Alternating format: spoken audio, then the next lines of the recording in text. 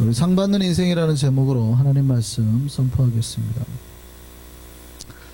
우리 신자들은 복을 받기 위해서 태어난 사람들입니다. 우리 복음성가 중에 당신은 사랑받기 위해 태어난 사람이라는 노래가 있죠. 이 가사를 조금만 바꾸면 당신은 복을 받기 위해 태어난 사람이라고 불러도 말이 되는 거예요. 신자는 복의 인생입니다. 이게 하나님께서 아브라함에게 주신 그 복의 말씀, 그 복의 은혜가 그대로 우리에게 이어지기 때문에 그런 거죠. 창세기 12장을 보면 하나님께서 아브라함에게 복을 주시는 장면이 나옵니다. 창세기 12장 우리 3절 4절 한 말씀 보시죠. 내가 너로 큰 민족을 이루고 내게 복을 주어 내 이름을 창대하게 하리니 너는 뭐가 된다고요?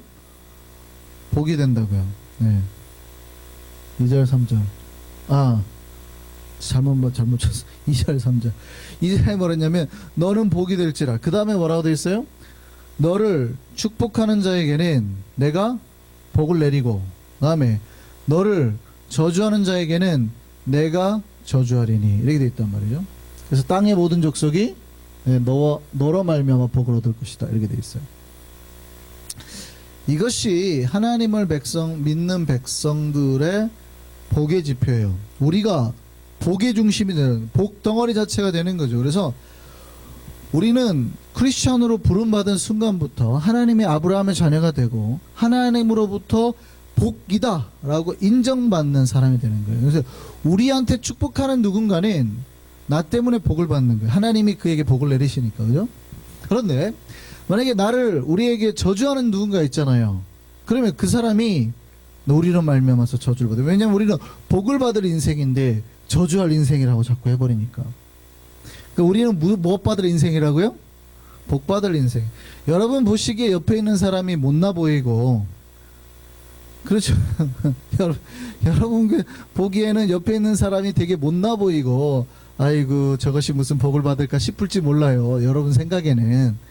그런데 우리가 크리스천으로 부름받은 순간부터 우리는 하나님께서 어떻게 약속했냐면, 내가 너한테 축복하는 사람한테 내가 복을 내리겠다, 너한테 저주하는 사람한테 내가 저주를 내리겠다고 이미 약속이 되어 있단 말이죠. 그럼 잘 생각해 보세요. 여러분은 다른 크리스천, 여러분의 형제와 자매와 다른 사역자들한테 축복을 합니까? 저주를 합니까? 참 망할 것, 아이고 저딴 것이 뭐, 이렇게 말을 해요? 아니면 그래도 하나님 복 주기로 약속한 사람이, 이렇게 말을 해요? 여러분 잘 생각해 보세요. 여러분의 입으로 여러분이 축복도 하고 저주도 할 수 있는데 복의 또 힘이 어디에 달려 있어요? 여러분 혀에 달려 있는 거예요. 여러분이 보기에 저 사람이 잘하든 못하든 상관없어요. 보세요. 저보다 잘하는 목사님들이 얼마나 많아요. 그렇잖아요. 근데 그런 교회 성도들이 그런 목사님보다 저를 보면 아이고 저런 것도 목사라고 할 수 있잖아요. 그럼 여러분 그 말 들으면 동의가 됐어요? 그래도 우리 목사님 최고야, 안 그래요? 제가 너무 큰 기대를 했네. 그런단 말이죠. 자, 사람마다 보는 눈이 있고 레벨이 있어요. 그런데 그 사람들 보기에는 이거 저런 것도 목사라고 할 수 있지만 하나님 보기에는 종이란 말이에요. 근데 우리는 쉽게 똑같아요. 누가 봐도 저 사람 보기에, 내 눈에 보기에는 아이고 저 어떻게 할까 할지 모르지만 하나님은 우리를 이미 복의 중심으로 만드셨단 말이에요. 그 사람이 높아서 낮아서가 아니에요. 이미 우리는 어떻게 해요? 하나님으로부터 복받은 인생이라고 부름을 받았단 말이에요. 우리가 복의 그냥 지표예요. 그래서 여러분 잘 조심하셔야 될 게 뭐냐면, 왜 복받을 사람한테 자꾸 저주를 거냐 이 말이에요. 근데 그 저주가 누구한테 돌아가요? 자기한테. 이게 스스로 망하는 방법이란 말이에요. 그러니까 절대 복받을 저 사람한테 망하게 하면 안 돼요. 자꾸 망한다는 말을 하면 안 돼요. 우리는 어떻게 해요? 잘 될 사람이다. 우리는 어떻게 해요?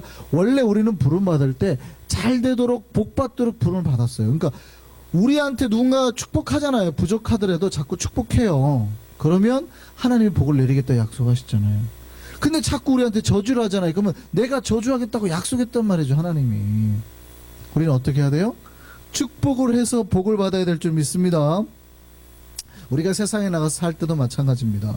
우리는 애초에 복을 받도록 부름을 받았기 때문에 우리를 자꾸 축복하는 사람들은 복을 받아요. 우리를 저주하는 사람들은요, 문제가 생겨요.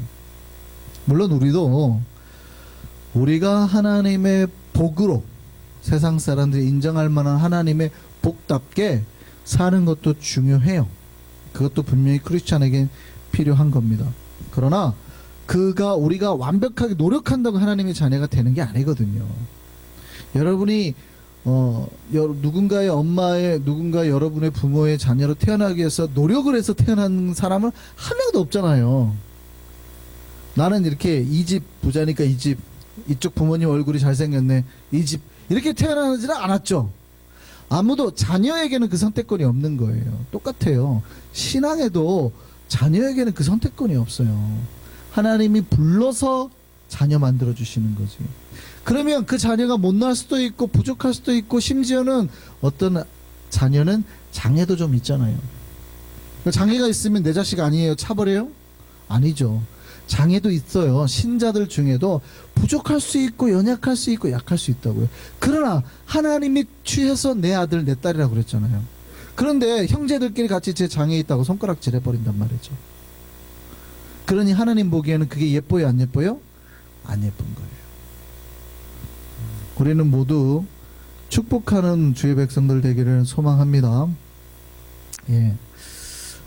오늘 이 본문은 한국교회에서 많이 사용하는 구절이에요. 선지자의 이름으로 선지자를 영접하는 자는 선지자의 상을 받을 것이다. 예, 본문을 많이 헷갈려 하시는 분들이 있습니다. 이 말이 도대체 무슨 말인가? 선지자가 선지자를 대접할 때 선지자로서 상을 받는다는 뜻인가? 아니면 선지자가 누군가를 대접할 때 그런다는 뜻인가? 그런 뜻이 아니죠. 뭐냐면 선지자를 선지자로 인정하고 대접할 때에 그 선지자들이 받을 상을 받게 된다는 얘기예요. 그러니까 저 사람이 선지자로서 좀 부족해도 선지자로서 인정하라면, 그리고 그를 선지자답게 대접하면 그 선지자들이 받을 만한 상을 받게 된다, 이런 표현입니다. 그러니까 영어 성경에는 좀 이렇게 돼 있죠. 누구든지 그가 선지자이기 때문에 선지자로 영접하는 자는 선지자의 상을 받을 것이다, 이렇게 돼 있는 거예요.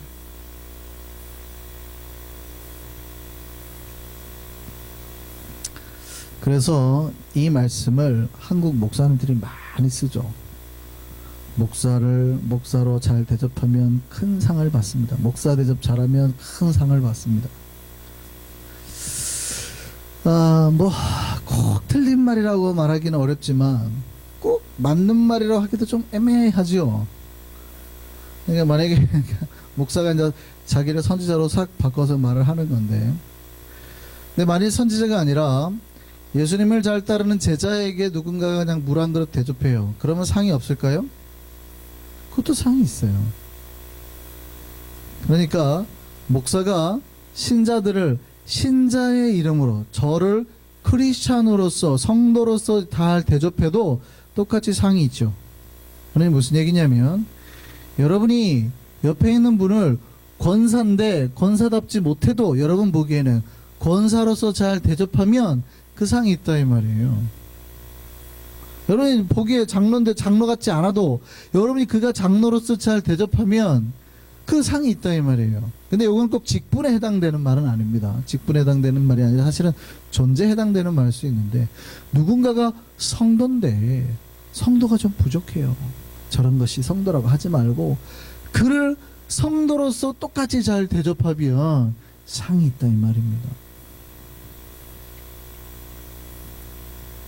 그러면 성도가 서로서로를, 직분자가 서로서로를 존귀하게 여기고 그래서 대접하고 영접하면 그에 합당한 상이 있다라고 해석한다 그러면 본문의 의도와는 크게 다르잖아요. 그러니까 이걸 꼭 목사 잘 대접하면 복 받는다라고 해석하기에는 조금 약간 뭔가 애매하다는 얘기죠. 그러나 서로서로가 하나님이 원래 불러주신 그 사람의 존재를 인정하고 영접하고 접대한다면 그것에 복이 있다, 이렇게 해석하는 것이 맞다는 얘기죠.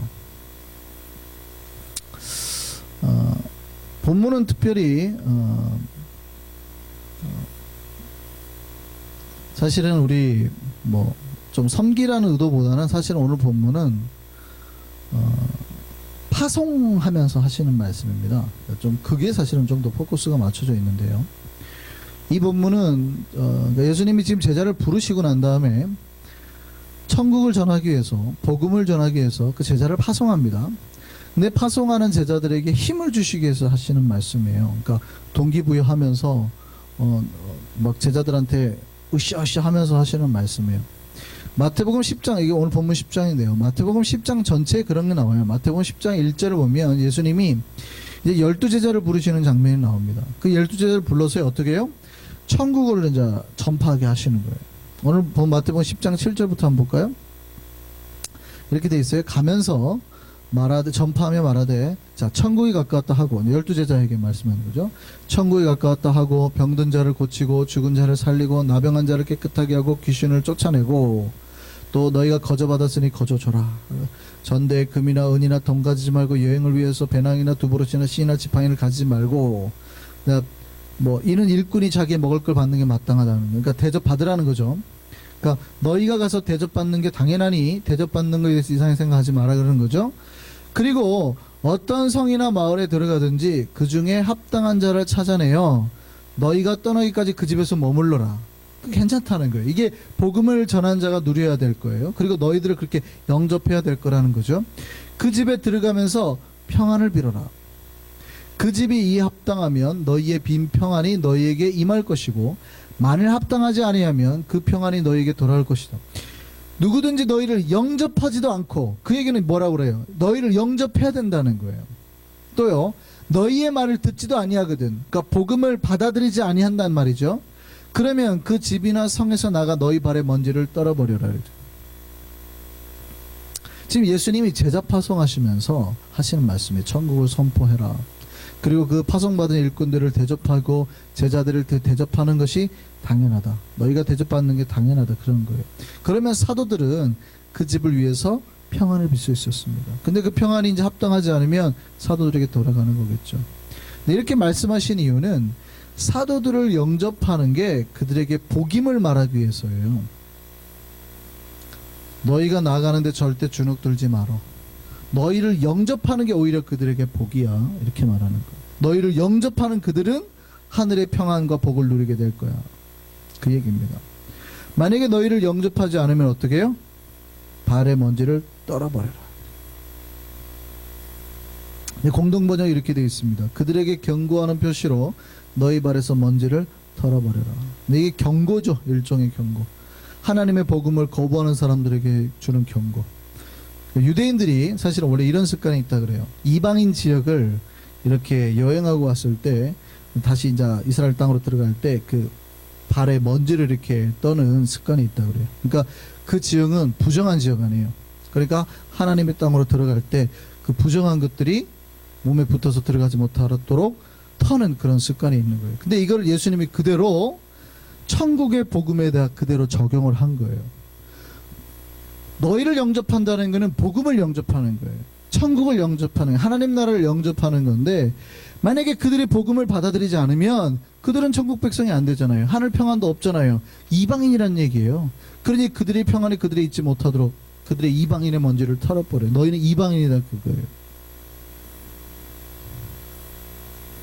오늘 본문이 이 마태복음 10장의 연속성상에 있습니다. 너희가 전하는 복음이 싼 취급받지 않게 하라는 거예요. 너희를 영접하는 자들은 예수를 영접하는 것이고 예수를 영접하는 것은 하나님을 영접하게 되는 거라 말씀하시죠. 그뿐 아니라 영접하는 자는 상을 다 받게 될 것이다. 마치 선지자를 영접하면 그 상을 받듯이 제자의 이름으로 너희 제자를 영접하는 자는 너희에게 혹시 물이라도 한 그릇 대접하는 자는 반드시 상을 받게 될 거야. 그러니까 너희가 하는 일이 얼마나 위대하고 대단한 일인지 믿고 나아가라는 거예요. 복음을 전하라는 거예요.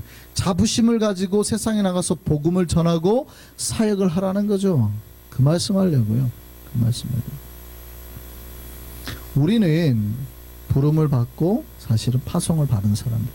크리스천들은 세상에서부터 부름을 받고 변화받고 은혜받고 다시 세상으로 파송을 받은 사람들.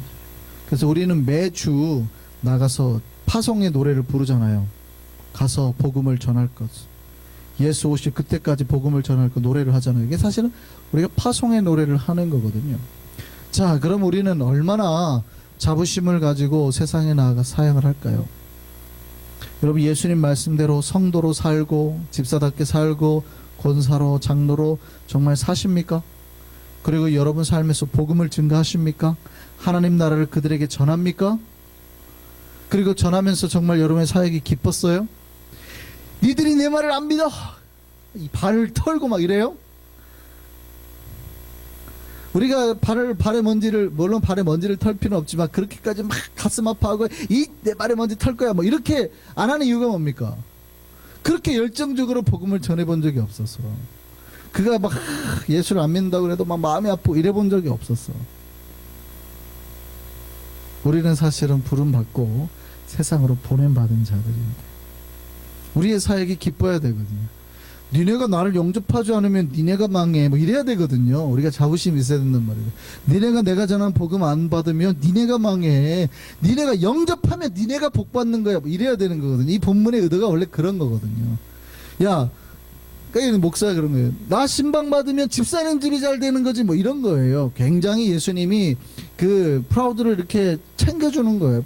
니네 좀 프라이드 가져 뭐 이런 거예요. 자존심 뭐 걱정하지 마. 니네를 영접하는 애들이 복 받는 거야. 뭐 안 봐도 발 털어 먼지 털어버려 뭐 이런 거예요. 우리는 그런 정말 자부심을 가지고 복음을 전하며 예수를 전하며 천국을 전하고 있냐 이 말이죠. 혹시 막 사역을 하다가 아씨 왜 맨날 나만 그냥 목사님 맨날 나만 전도부 시키고 저 집사는 안 시키고 나만 맨날 혹시 우리 사역이 힘들어가지고 그러고 있지는 않습니까? 우리가 정말 하나님 나라를 증거하고 복음을 증거하고 또 주의 일을 하는 것, 주님을 섬기는 것이 정말 나에게 기쁨인가 한번 생각해 봤으면 좋겠습니다. 예수님은 오늘 본문을 통해 말씀하세요. 우리는 사실은 복받는 인생이 상받는 인생이라는 거예요. 뿐만 아니라 다른 이들을 복받게 하는 존재, 상받게 하는 존재라는 거예요. 우리의 사역이 그렇게 귀한 거라는 겁니다. 그럼 여러분 나가서 자꾸 뭐 해야 돼요? 다른 사람들 복받게 만드셔야 되죠. 상받게 만드셔야죠. 그 귀한 사역하는 저와 여러분 되기를 바랍니다. 다시 한번 우리 묵상해 보죠. 예수님 이렇게 말씀하셨습니다. 선지자의 이름으로 선지자를 영접하는 것. 여러분의 우리 주변의 사람들에게 근데 우리 뭐 선지자든 아니든 그 사람의 우리에게 부름받은 그 사람을 그들을 인정해주고 또 그대로 받아주고 또 그대로 대접할 수 있는 우리가 됐으면 좋겠습니다. 그리고 그 많은 사람들을 그렇게 우리가 선지자답게 아니면 제자답게 나아가서 그들을 또 하나님의 사람으로 만들어낼 수 있는 그 사역 합당히 해낼 수 있으면 좋겠습니다. 그러면 하나님이 그 안에 모든 복의 원리를 다 담아주셨어요. 다른 사람을 그렇게 인정해주고 나아가서 그렇게 복음을 전하면 그 복들이 다 우리에게 오도록 다 원리를 만들어 놓으셨어요. 열왕기하 4장을 보면 한 수냄 여인이 나옵니다. 수냄 여인인데 이 여인은 선지자 엘리사가 그것을 지날 때마다 선지자를 대접했어요. 엘리사를 대접했어요. 이 여인이 엘리사가 하나님의 선지자인 줄 알았습니다. 열왕기하 4장 9절 볼까요? 여인이 그의 남편에게 이르되 항상 우리를 지나가는 이 사람은 하나님의 거룩한 사람인 줄 내가 아노니. 그러니까 이 여인은 엘리사가 하나님의 선지자인 줄 알았단 말이죠. 그랬는데 선지자를 그냥 보내지 않고 선지자의 이름으로 대접을 했어요. 심지어는 자기 집에 방을 따로 두어서 지날 때마다 그곳에 머물게 했습니다. 그러니까 합당하게 대접을 한 거죠. 그랬더니 나중에 결국 상을 받아요. 어떻게 받냐면 엘리사가 묻습니다. 뭐가 필요한 게 있냐 했더니 필요한 게 없다는 게 우리는 그렇게 가난하지도 않고 부족하지도 않고 그렇게 필요한 게 없어요. 그랬더니 게하시가 그럽니다. 종이에 이 집에 애가 없는데요. 그랬더니 1년 뒤에 아들을 가지게 될 겁니다. 근데 진짜 1년 뒤에 아기를 가졌어요. 근데 아이가 좀 이제 자랐는데요. 추수할 때가 돼서 갑자기 애가 아이고 머리야 하더니 갑자기 툭 쓰러져요. 애가 죽어버린 거예요. 그래서 여인이 급히 엘리사에게 찾아갑니다. 그리고 애가 죽었다고. 내가 언제 아이를 달라고 했냐고. 그랬더니 엘리사가 게하시한테 지팡이 하나 보내서 빨리 먼저 보내죠. 그리고 그 여인을 데리고 이제 갑니다. 그리고 그 아이가 누워있는, 뭐 이미 죽은 거지만 이 아이가 누워있는 그 위에 올라가서 얼굴과 얼굴을, 눈과 눈을 마주하고 손과 손을 마주 대고 이렇게 이제 호흡을 넣습니다. 그때 아이가 살아나게 되죠. 무슨 얘기입니까? 이 수냄 여인이 선지자 한 명을 잘 대접했더니 선지자의 상을 받았다는 거예요. 아들도 경험했지만, 이 아들도 선물을 받았지만, 선지자들이 경험할 수 있는 놀라운 역사와 이적, 하나님 살아계심도 함께 경험했다는 거죠. 그러니까 우리가 하나님의 사람으로 부름받은 사람을 잘 대접하면, 뿐만이 아니라 내가 부름받은 하나님의 사람으로 세상에 나아가서 그대로 잘 살면, 하나님께서 우리의 모든 삶에 그 복의 원리들을 다 두셔서 내가 복받고 저 사람이 복받게 만드셨던 거죠. 내가 저 사람을 선지자 이름으로 대접하잖아요. 나에게 복이 와요. 내가 나아가서 선지자로 살아요. 제자로 살아요. 그러면 저들이 나를 통해서 복을 받는다. 이게 상 받게 만든 하나님의 원리예요. 선지자 이름으로 선지자를 대접하면 선지자의 상을 받고, 제자 이름으로 제자를 대접하면 그 상을 다 받게 돼 있어요. 그러니까 우리는, 예수 믿는 사람은 하나님께서 상과 복을 받기 위해서 우리를 막 만드셨다고요. 그러면 그 복의 원리 속에서 살면 돼요. 복의 원리 속에서. 그러면 자연스럽게 우리 삶에 복이 막 넘쳐나게 될 텐데, 우리는 자꾸 그 원리를 벗어나서 살아요. 무슨 얘기냐면, 옆 사람을 성도로 인정을 안 해주는 거예요. 나는 의로운데 니는 뭐 기도도 안 하고 뭐 이렇게 자꾸 무시를 해요. 나가서도 마찬가지. 성도답게 살고 복음을 증거하면 나를 통해서 그들이 믿고 변화가 되고 할 텐데, 내가 그렇게 사는 게 싫으니까 증거도 안 하고 전하지도 않고, 예수님은 자부심 가지고 담대히 나가 살아라 그랬는데 나가서 그것도 안 하는 거예요. 싫은 거예요. 그러니 복의 역사들이 우리한테 일어나는 게 아니에요. 정말 우리 성도, 집사, 권사, 장로, 부름받은 백성들을 그 이름에 합당하게 잘 대접해 줬으면 좋겠습니다. 대접해서 손해보는 일이 없어요. 여러분 자존심은 좀 깎일지 모르겠는데, 너 같은 거다 내가 대접한다고 여러분의 자존심을 깎일지는 모르겠지만, 여러분이 그것 자체로 순종 가운데 복받는 일이란 말이에요. 대접해서 손해보는 일이 없어요. 니까짓 게 무슨 집사, 무슨 성도라고 하는 순간 오히려 그것이 나에게 다 뭘로 돌아와요?